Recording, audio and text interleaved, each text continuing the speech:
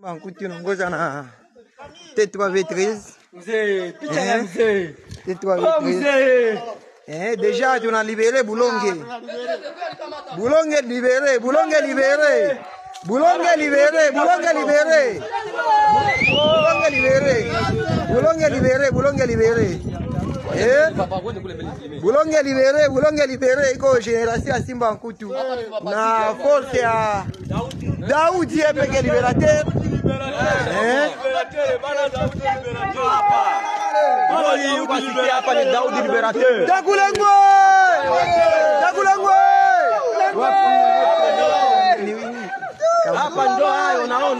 Ndio hapa kabisa.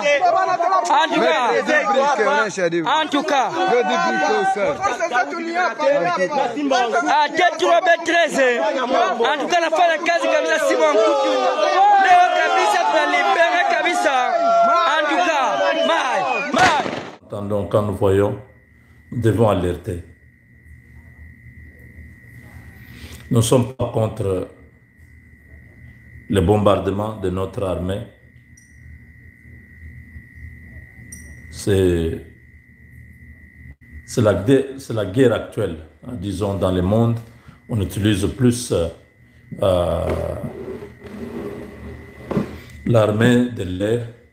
Vous avez vu même les États-Unis, ils ont toujours utilisé leurs chasseurs pour neutraliser l'objectif ou la cible avant même que les hommes au sol ne puissent aller pour consolider la victoire. Donc l'armée, la force aérienne de la RDC a pratiquement pendant 2 semaines fait un grand travail du côté de Nzibira, tout ça pour empêcher l'ennemi d'avancer. Ils ont bombardé du côté de Walikale pour empêcher que ce dernier, que les M23 puissent accéder à Petit pour aller vers Kisangani. Ils ont bombardé dans les Rutshuru. Même du côté de Walungu aussi. Ils ont bombardé vraiment à plusieurs coins. Mais au fait, nous n'avons pas eu un crédit, donc nous n'avons pas gagné des localités après ce bombardement. Je ne sais pas. Peut-être c'est un bombardement ciblé avec objectif de pouvoir détruire certains sites stratégiques, de base logistique. Les ponts du côté de Walikale et tout ça, c'était des frappes stratégiques. Mais au sol, l'ennemi a continué à avancer. La question que je pose jusqu'aujourd'hui, je n'ai pas une réponse. Pourquoi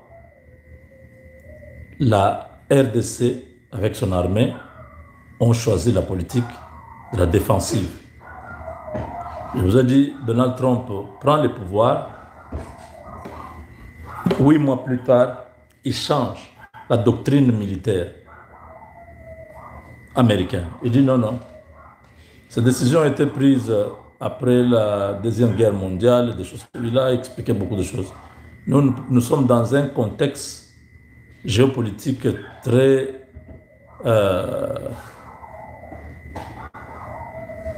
très compliqué, très sensible, où la Chine est en train de montrer ses biceps, la Russie est en train de montrer ses biceps. Nous, on ne doit pas rester à la défensive en train d'attendre qu'on nous attaque. Ça, c'est Trump qui dit. Nous devons être à l'offensive. Changer le nom du ministère de la Défense, ça devient le ministère de la guerre. On n'est pas à la défense, on est à l'offensive, donc à la guerre. Avant que l'ennemi pense nous détruire, nous devons déjà détruire l'ennemi. Avant que la Chine ne pense même que non, il y a 50 États, et il y a autant de bunkers aux États-Unis, ils calculent et regardent comment nous pouvons atteindre telle ville.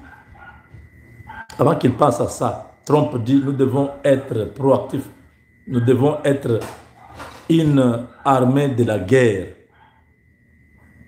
parce que nous sommes déjà en guerre. Nos ennemis cherchent à nous anéantir. On ne doit pas continuer à attendre qu'ils nous anéantissent. On doit les anéantir. Ça, c'est le président américain qui réfléchit comme ça. Alors, ma question, comment le gouvernement congolais pense jusqu'aujourd'hui, 3 ans après, nous avons perdu presque 5% ou c'est pas 7% de notre territoire national, qui est entre les mains d'une autre armée de notre pays. Comment nous n'arrivons pas à faire la guerre au Rwanda? On dit, voilà, on ne peut pas aller, on sera humilié parce que l'armée est remplie de traîtres, ils vont trahir. Monsieur le Président, vous croyez à cette théorie-là jusqu'à quand? Et vous attendez quoi pour extirper ce traître-là de l'armée? Depuis que vous êtes venu, bon ça c'est, je m'adresse au Président, depuis 2019, vous avez formé déjà beaucoup de militaires. En tout cas, si, avec ce que j'ai vu dernièrement dans les centres de formation, il y a déjà plus ce qu'on avait à l'époque. On peut avoir déjà avoisiné les 100 000 militaires. Ces 100 000 militaires-là, il y a des officiers qui ont été formés. Comment vous ne pouvez pas prendre parmi ceux qui sont, parce que si nous disons infiltrés, c'est-à-dire les gens qui sont venus, que vous avez trouvés, qui étaient là déjà avec l'ancien régime. Maintenant, les vôtres que vous avez formés, je ne pense pas qu'ils soient infiltrés. Ils ont été formés, ils ont des compétences, il y a des officiers qui peuvent les diriger. Pourquoi vous ne prenez pas des brigades ou des unités spéciales qui ont été formées sous votre régime, qui sont là? Vous enlevez tout le monde que vous pensez qu'ils sont corrompus là. Vous mettez vos hommes, vous leur donnez les moyens. Dites maintenant, il faut que nous puissions battre. Ça tient à quoi? Tous les jours, nous pouvons être contents. Une semaine après, nous commençons encore à nous poser la question, mais qu'est-ce qui se passe? Qu'est-ce qui se passe? C'est terrible.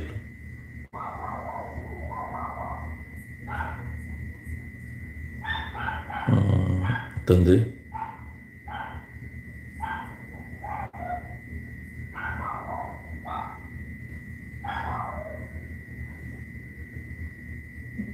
Je cherche. Ça fait mal. Nos militaires, on vient de m'envoyer des images, quittent Mwenga pour se sauver. Ils se disent que l'ennemi est déjà à côté. Beaucoup disent qu'ils ne comprennent pas comment les choses se passent. Pourquoi Kinshasa n'arrive pas à agir à temps? On laisse que la situation soit au moment où ils sont encerclés partout. Là, ils n'ont pas d'autre choix que de partir. Mwenga, Shabunda, Uvira. Ça, c'est dans les hauts plateaux là-bas. Ils vont continuer, ils vont prendre Uvira par derrière. D'autres vont, Shabunda, d'autres vont percer vers Kindu. Et là, c'est tout le Katanga qui va automatiquement, parce que là, quand ils prennent, ils sécurisent. Ils vont aller chercher des Somaliens, ils vont chercher les Kenyans. Toutes ces armées-là qui sont contre nous viendront aider partout les M23 est en train de prendre. Quand ils vont arriver à Kinshasa, ils vont se partager le pays pour se récompenser pour la guerre qu'ils ont faite. C'est comme en 1996, c'était Ouganda, Burundi, Rwanda. C'était des nations qui se sont liguées contre Mobutu pour que quand Mobutu part, ils vont se servir, chacun va prendre sa part, ils vont faire les minéraux. C'est la même chose. C'est le Rwanda qui est là. Mais derrière le Rwanda, il y a tous ces pays-là qui sont contre nous. Comment nous n'arrivons pas à faire la guerre au Rwanda? Parce que c'est le Rwanda qui est la base arrière dans la région-là, c'est le Rwanda qui est la base arrière de toute cette rébellion. Si nous attaquons le Rwanda, les bombardements, son aéroport et tout ça, la maison présidentielle, on bombarde, on bombarde, on bombarde. Les hommes au sol pénètrent, partent à partir d'Uvira, ils traversent là vers le Rwanda. Le Burundi peut faire la même chose. Le Burundi même peut nous laisser l'accès sur le territoire rwandais. Le Burundi peut devenir une base arrière, comme maintenant là il y a nos armes, tout ça. Nos militaires, comme de la frontière de la RDC, on ne peut pas entrer, peut entrer par le Burundi. Une guerre sur le sol rwandais. Vous pensez que le Rwanda va chercher à continuer à conquérir le Congo ou il va chercher d'abord à protéger son pays? C'est un petit pays. 20 000 hommes entrent lourdement armés sur le territoire rwandais à partir du Burundi. Cette affaire est finie. On avait tout ce temps, le temps d'entrer par Goma, par Tchangungu, par Gisenyi, Tchangungu, sur le territoire rwandais. On ne l'a pas fait. On a laissé le Rwanda prendre Goma. Maintenant, on nous a repoussé, nous sommes vers Beni là-bas. Du côté de Tchangungu aussi, devenu un peu compliqué. L'unique place, si le Burundi ne peut pas faire la guerre au Rwanda, la RDC peut faire la guerre au Rwanda à travers le Burundi. Ça peut être une rébellion. C'est ce que le Rwanda fait, non? Il est derrière les M23. Ça peut être aussi quelques gens qui ne seront pas en tenue militaire, qui prennent les armes. Oh, ce sont des militaires qui entrent là-bas. Ils entrent sur le territoire rwandais. On dit non, ce sont des rebelles rwandais. L'affaire là va se régler automatiquement. C'est quoi cette histoire où nous devons attendre que ces gens prennent Kindu et les Katanga? Parce que dès que les Katanga tombent, il n'y a plus le Congo. Hein? Il n'y a plus le Congo. Ces gens sont malins. Ils ne vont pas chercher à prendre trop de risques, à aller dans les Kasaï et tout ça pour aller jusqu'à Kinshasa. Non. Cette fois-ci, ils vont couper le Congo. Katumbi et Hippolyte Kanambe vont se partager les Katanga là-bas. Parce que c'est le cœur de l'économie congolaise, c'est le Katanga. Dès qu'on vous prive du Katanga, le Congo ne représente rien maintenant. Parce que le reste du Congo n'a pas des infrastructures, il n'y a pas de routes, il n'y a pas de... L'économie est par terre, partout, dans les Kasaï, à l'Équateur, dans les provinces orientales, dans les bandes, il n'y a rien. Si le Congo aujourd'hui a des recettes, tout ça, c'est les grands Katanga. C'est-à-dire vous prenez les Lualaba, les Hauts-Lomami, plutôt les Hauts-Katanga et les Tanganyika, pratiquement. Donc vous n'arrivez pas à comprendre ce message-là. Pourquoi ils se battent? Ils ne vont pas chercher à aller jusque là-bas. Non, non, non, non. Dès qu'ils ont les grands Katanga et les deux Kivu là, l'affaire là est finie. Les Américains là vont oublier les deals. Ils vont signer le deal là-bas, ils vont signer les deals dans les Kivu et l'affaire là est finie. Nous restons avec l'autre Congo qui reste sans rien et comme ils vont chercher à nous déstabiliser davantage, ils peuvent créer d'autres chefs de guerre, peut-être dans l'Équateur et tout ça, dans les Kasaï. Pouf, cette histoire-là, le Congo vole en éclats. Qu'est-ce que le gouvernement attend? L'état-major qui est là, c'est des gens, ce sont des petits-fils de Kagame. C'est l'empreinte de Kagame au Congo. Remplacer ces gens-là, mettez de nouvelles personnes. Parce que tant qu'ils sont dans le système, ils connaissent le système. Ils savent, ah, Major Azawana, Aza Pire Massoua. Pire Massoua, c'est un vrai ami. On était déjà avec eux au RCD, tout ça. Ils se connaissent comme ça. Si on peut enlever tous ces gens-là, tous ces responsables des unités, des régiments, tout ça, enlever ces gens-là, mettre de nouvelles personnes, surtout à l'Est là. Tant qu'on n'a pas changé ces gens-là, il n'y aura rien. Et tant qu'on n'aura pas fait la guerre au Rwanda, il n'y aura rien. Regardez comment nos militaires sont en train de fuir. Hein.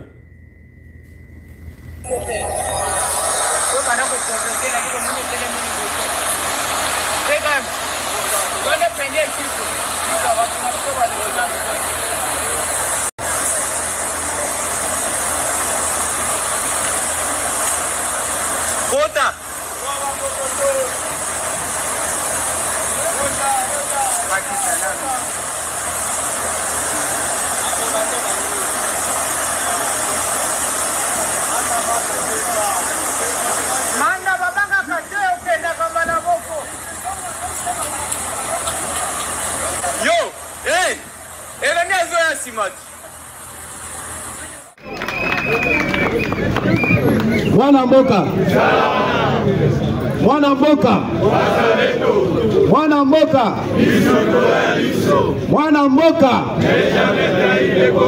mwana mboka. Soki likambo ya mabele tombeta maboko makasi, tombeta maboko makasi bandeko na ngai. Nabansi ke ngai pe nakita na pompage kokende kofokola pe parlement puisque basi la ngai pe puna makasi. Ne razo ba benga ngai makasi. Merci beaucoup. Ça va, merci beaucoup. C'est que le boya kune belé puisque kuna bazo c'est la bino makasi balinga bazo c'est la bino makasi. Bon, toke na actualité. Voilà. Na minute oyo na suna ke bamindele na ba multinational ba kobiko ya na buloko yambo yaboka. Puisque Fachi meton akuwe bango. Bango bakanisa kike na minerai oyo eza stratégique et sengeli ke ba signé ba accord pour ba mona moya kozwa ngo. Maintenant président Félix a pesi bango conditions, même les Américains par rapport à coltan, cobalt, cuivre na ba minerai mosu stratégique. Président c'est qu'il y a que sans pour autant beaucoup de ça qui vient à est jamais na eu signé na bino Yangwana to moni par rapport à Massad Bolos oya pesi Kagame lisusu apesi lisusu pe apesi lisusu ba koloba biloba loba Yangwana to moni président Tshisekedi a ebisi bango ke bozaba na mike na ebi déjà que côté o mena bozali maintenant cette fois-ci to segi maintenant président de la République Omonaki na Mali, Niger, na Burkina Faso. Balongolaki France pendant même et c'est là que tout est moitié. Pourquoi chez nous ici ambassade de France, les Français sont toujours au Bundisa biso. Par rapport vendredi, bakangi plusieurs personnes nationalité européenne na Oya, batali et bela bazalaki nationalité française. Pourquoi ambassade de France et le Congo pour Nani? Il ne peut se vivre. Le ministre des Affaires étrangères, Aben Sananou, ambassadeur de France, lobby à côté de qui sous réunion, Aben ici plusieurs journalistes. Aben si bango bambong, pas de moyen de déstabiliser. Par haute autorité la politique na gouvernement Moutoua Liboso va déstabiliser les champions Mbemba selon dernière réunion mena bakoti Baba na déstabiliser ministre par ministère par rapport au Nini puisque va condamner Kabila a financé Bambongo Ebele de façon que Baba na kolobelaye Yamwana ambassadeur de France a siégé en RDC a sali réunion lobby avec les journalistes de façon que Baba na déstabiliser le gouvernement congolais Yamwana to seni ministre des affaires étrangères Bengisana nous ministre ambassade de France oui et c'est que pas français balonga na sol congolais bituma oyo tuko salema dernièrement mokolo samedi to kabwana bino awa na niveau ya Masisi ba utuko kanga plus de 11 français bakaili sous 11 polonais na kati ya Masisi toujours France azoko pesa Rwanda ba munitions en coulisses Kotoyo azoko loba nous condamnons l'agression il y a RDC na Rwanda. Or Rwanda France azo soutenir Rwanda donc militairement na cessé. Yangwana awa to sengi mokonza mboka. Esengeli ke rupture diplomatique ya France. na Mali, Niger, Burkina Faso, depuis babengana ki ba français, ba koufite, balongoli ata Congo ya Burkina Faso na carte Afrique te. Mais pourquoi pas en RDC? Rupture des relations diplomatiques. Europe, bazo kubundisa biso. Union européenne, bazo kubundisa biso. Yangwana to bomonaki France, Pologne, Ukraine. Union européenne, bazo kubundisa mokonzi mboka ndenge segeli. Mais ezo simba lisusu te. Yangwana to sengi segeli ke babengana ambassade ya France. Babengana ambassade ya France, babengana te. Puisque les Français ne basent tout autour, il y a ma camonio, ce sont comme ça la bouclage, la Katia Doha. Ce sont les Français. Il y a un autre seigneur ambassade de France fait une loi. Mon compte Mboka a Kenda qui n'a pas pambate puisque Bandeko.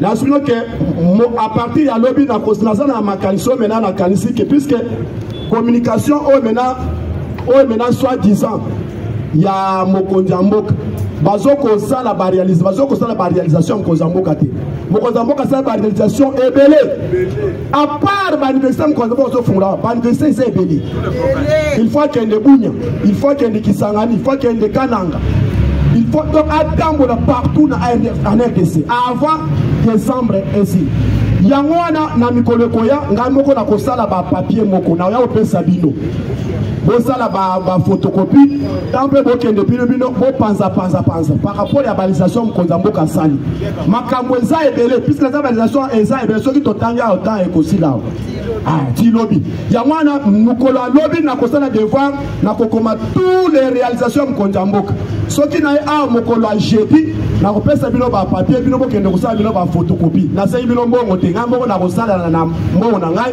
mais na pesi bino bokende kosala ba photocopie bino pe bo panza partout de façon que ba réalisation Mokonzi Mboka soko sala et soko tale que mikolo koya comment na biso ko changer c'est pourquoi na yoki ba témoignage tina batu na kati ya batak na ba mamituka bazoko le batte pona banzela Mokonzi Mboka alongi pona ba makamu mususu Mokonzi Mboka alongi yango wana ndo moni na minute oyo Mokonzi Mboka asali réalisation ba tepele bazoko subina ngoma kasi il est bien vivant.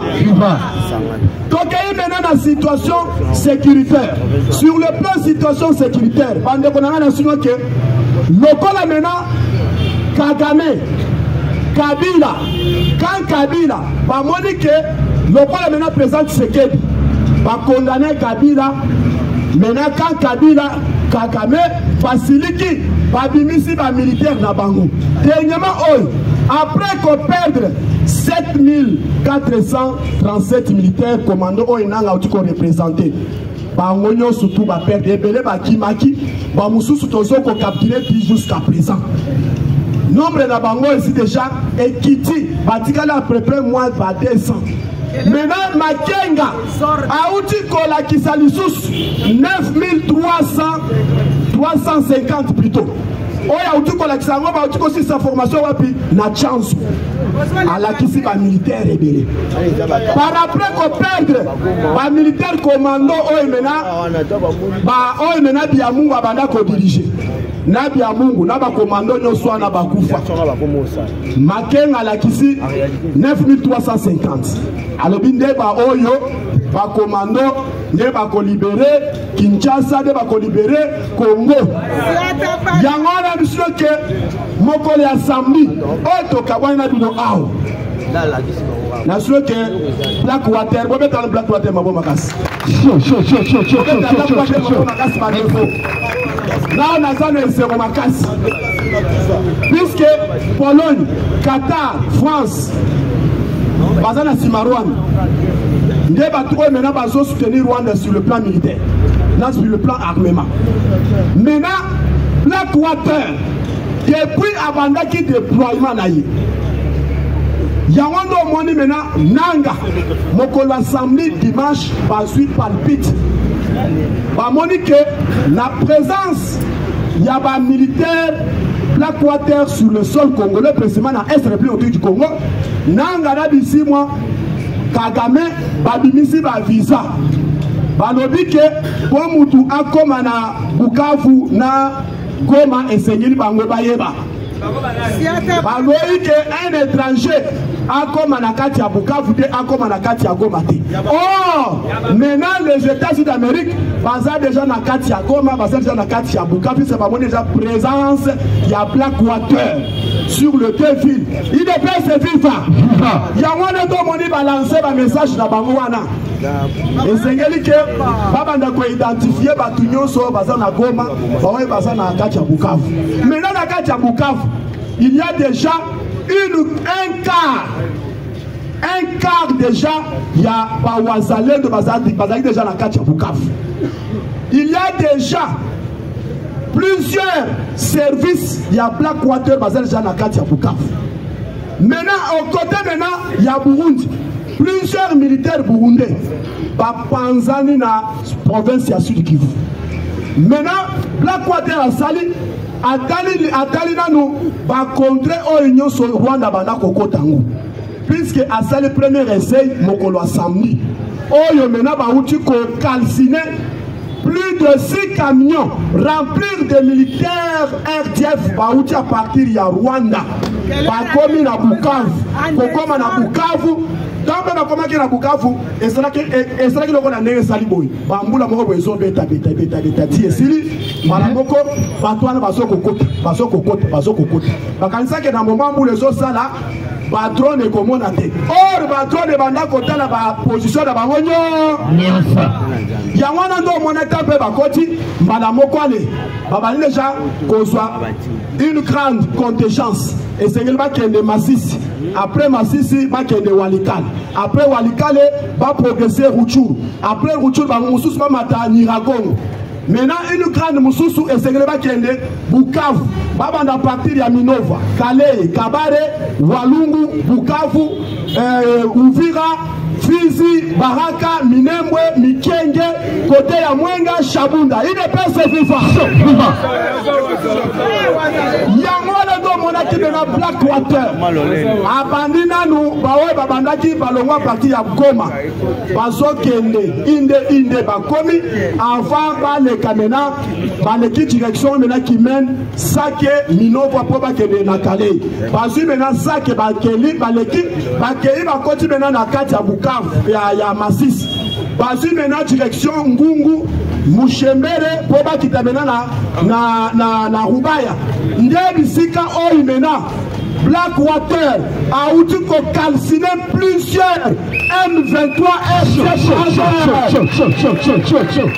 ces camions donc bango na ba armement na bango nyonso ba ata mutu côté ya wana to moni ba détruire deux véhicules na bango dans système anti-aérien ba détruire yango. Maintenant ba outil ko détruire 3 Kamaz na bango ya drone ndé sika oyo maintenant ba tuna bango ba instructeur ba instigateur na bango polonais ba français ba wazalendo ba komi ko kanga bango pamba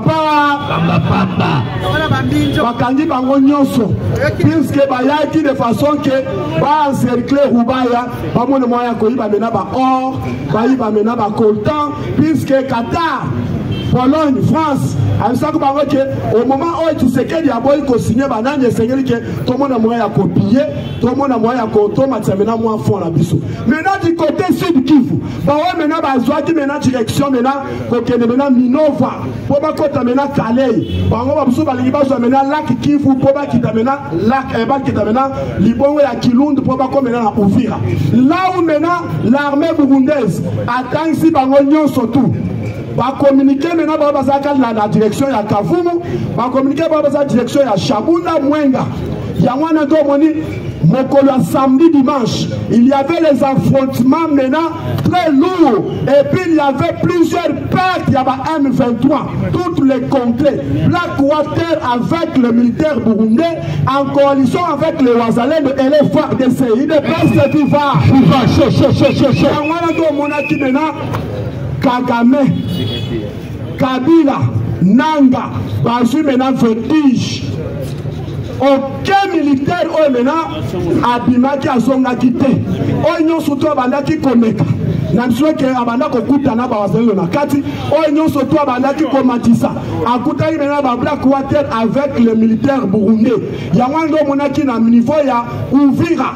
mokolo lobby plus de 158 M23 RDF arrêté dans la plaine de Ruzizi par les Wazalendo bazalaki babada kokosa par fausse identité pour que bamone moyen ko pénétrer kokota mena na Uvira bakosa que nous sommes les réfugiés toye na kati ya mboka na biso batu na bakombo na bango ebandi na bareure ebandi na bamugisho ebandi na bamuganzire te bazali te abenda na Uvira bakombo bo ezalaka te bapesi bango na bambote bango bazo tosa te. Bon, vous êtes les Congolais, oui nous sommes les Congolais. Ah non, les Congolais, vous êtes les rois. Jangwana ndo moni sika mene ba tuko kanga bango ebe na niveau ya Mikenge Itombwe côté ya Mwenga plusieurs villages au bazo benga village ya Mukerekere là où il y a maintenant grande cité ya Igwede, grande cité ya Tcholwe, là où maintenant il y avait maintenant plusieurs arrestations, il y a ba RDF par les Wazalendo et les militaires forces armées congolaises au bazo benga ba infanterie IDPS viva mesdames et messieurs marasi bande konanga donc utana bilo le bande konanga merci beaucoup donc utana bilo na lobi